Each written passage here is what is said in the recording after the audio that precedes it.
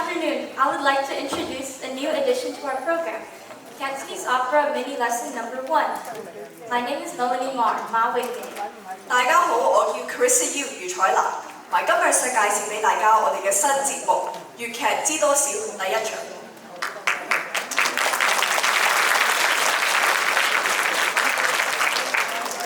So the four main fundamentals of Cantonese opera are sing, which is singing, sik, which is costumes, headpieces, and makeup, ngai, which is acting and drama, and mo, which is choreography.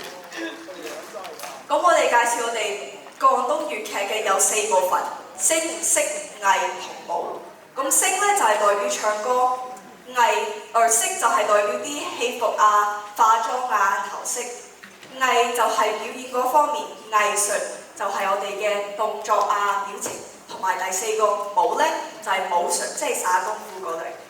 咁廣東粵劇嘅4部分，我自己最中意嘅咧就係藝，因為我中意喺舞台表演俾大家，同埋用我啲表情令到你哋感動。如果你哋笑同喊咧，我仲開心。So out of the four fundamentals of Cantonese opera, my personal favorite is Ngai because I enjoy being on stage and being able to perform for everyone, as well as truly embodying my character and allowing the audiences to feel what I feel. Bonus points if I'm able to get you guys to laugh or cry. How about you, Melanie? What do you like? My favorite fundamental is sik because I like the pretty costumes and the makeup. 我最中意嘅部分係sik，因為我中意啲戲服同埋化妝。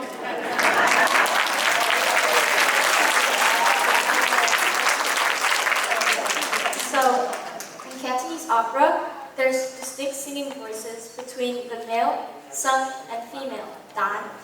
The male uses a lower resonance while the female uses falsetto. For example, I'm the female role, so when I sing, I use a high and fake voice. 咁我哋第一個部分講咧就係聲。咁廣東粵劇嘅唱嘅方法咧係好特別嘅，因為我哋有字同平喉。咁之後咧係個女字個花旦唱嘅，就會用假聲會唱得好高嘅，跟住平喉咧就係個男士生唱嘅，我哋就會用一個低啲嘅沉啲嘅聲音。咁而家我哋會示範一段打金枝嘅俾你哋睇下嘅分別。我邊打。